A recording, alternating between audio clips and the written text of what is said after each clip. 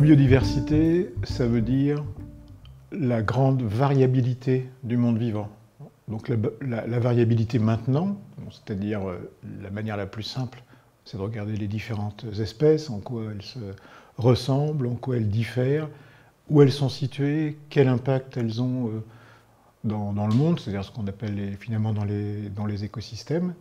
Et puis c'est la variabilité au cours du temps, de montrer que finalement, si le vivant persiste depuis des temps très très anciens, des centaines et des centaines de millions d'années, malgré les crises qui ont existé sur Terre, c'est parce qu'il y a des mécanismes de réponse, d'adaptation permanente, qui sont directement dépendants de la variabilité.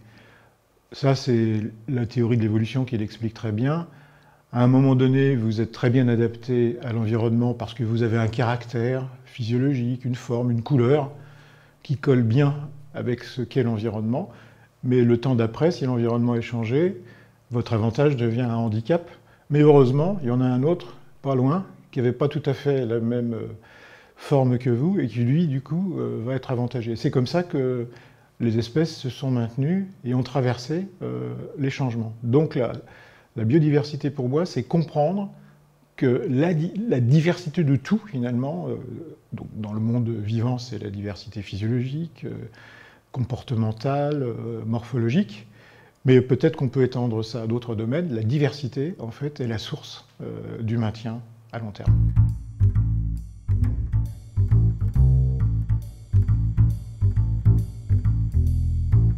Je crois que ce qui marche bien avec les enfants, c'est le contact direct et le faire. Donc dans les écoles, il y a des expériences qui marchent très très bien, qui sont parfois montées par des municipalités. C'est par exemple de créer un potager dans la cour de l'école, de supprimer un peu de bitume dans la cour de l'école, de planter des arbres, de planter des végétaux variés, de laisser venir un peu de faune. Et ça vraiment, ça fonctionne très très bien. Le contact direct avec les enfants, la proximité finalement avec les plantes ou les animaux, c'est quelque chose de bien connu, donc ça fonctionne vraiment bien pour tout simplement créer de la familiarité avec le monde vivant. C'est un peu la rupture de cette familiarité, sans doute, qui est en partie responsable de la situation où on est aujourd'hui.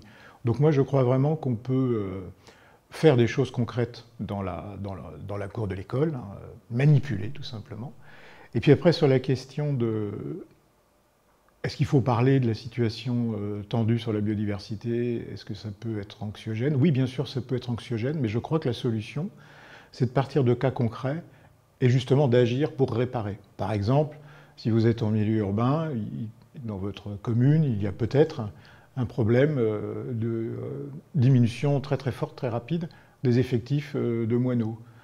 Eh bien ça, on sait pourquoi ces effectifs de moineaux diminuent. C'est des histoires tout simplement de lieux de nidification, et c'est pas grand-chose, hein, c'est des petits trous dans des bâtiments, on peut faire des petits nichoirs et des choses comme ça. Donc montrer qu'il y a un problème, je pense qu'il faut dire les choses telles qu'elles sont, d'abord y aller doucement avec les enfants, mais surtout leur montrer qu'en faisant des choses assez simples, on peut inverser la tendance. Et là aussi, je pense que ça, c'est un message général. On est dans une situation difficile, mais on sait à peu près ce qu'il faut faire pour en sortir. Et la pratique me semble, l'initiation à cette capacité de faire, me semble très très importante pour les jeunes.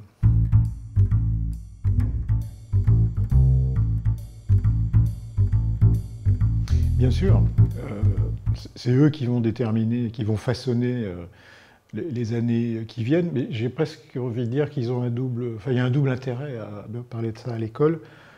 Le premier intérêt, c'est celui qu'on vient d'évoquer, c'est d'avoir des citoyens peut-être plus tard plus éduqués, au sens où justement ils auront cette capacité à reconnecter avec la nature, mais en fait reconnecter avec l'autre, hein, c'est aussi une question qui se pose entre humains. Et puis surtout, les enfants, ils sont capables de faire pression sur leurs parents et d'éduquer leurs parents. Et parfois de leur faire honte s'ils considèrent que ce que font les parents ne colle pas du tout avec disons, le degré de conscience qu'ils ont acquis. Et donc ça, c'est extrêmement important parce qu'on est quand même dans une situation où il y a des urgences à régler. On ne peut pas attendre que les enfants des écoles aujourd'hui soient en mesure d'agir dans 15 ou 20 ans. Ce n'est pas possible. Il faut que ceux qui sont aux manettes aujourd'hui, donc les parents en réalité, agissent maintenant. Et donc les enfants vont faire l'éducation des parents. Donc je trouve que là, il y a un double enjeu. C'est éduquer les enfants pour les enfants, mais c'est également permettre sans doute d'avoir un retour sur les parents.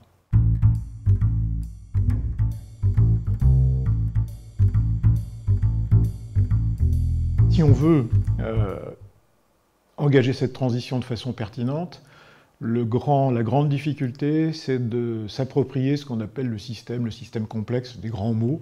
Ça veut dire quoi? Ça veut dire que chaque question qui se pose doit être vue de façon plurielle, doit être vue de différents points de vue, avec différentes cultures. Voilà. Donc il s'agit là aussi finalement de recréer de la diversité. Donc ça veut dire que pour être capable de faire ça, d'associer les différents enjeux, le climat, la biodiversité, l'équité sociale, le développement économique, les formes urbaines, enfin, on peut en faire une liste très très longue comme ça, il faut avoir quelques clés. Et les clés, elles ne sont pas si nombreuses que ça, et elles ne sont pas si compliquées que ça à appréhender. Je reste absolument persuadé, parce que je le vois tout simplement, si on est capable de comprendre en gros les règles de l'évolution du vivant, la notion d'écosystème, d'interaction, les allers-retours entre le monde non-vivant et le monde vivant, les questions, les grands principes de l'économie, qu'est-ce que ça veut dire la croissance, les grands principes de l'énergétique, etc.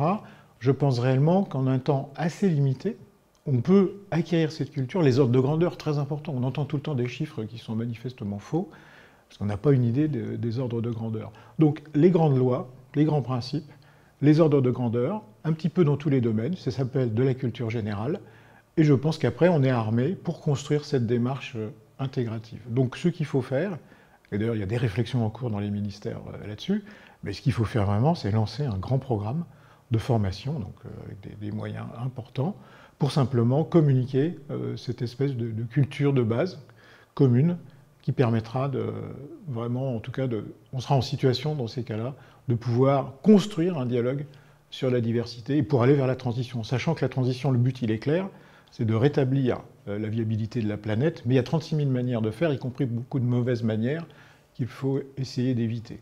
Voilà, il faut s'habituer à avoir une vision plurielle, pas avoir des hiérarchies a priori, quand on dit « ah oui, c'est l'économie qui prime ou le social qui prime ». Non, il n'y a rien qui prime dans le monde réel. Tout ça doit être articulé.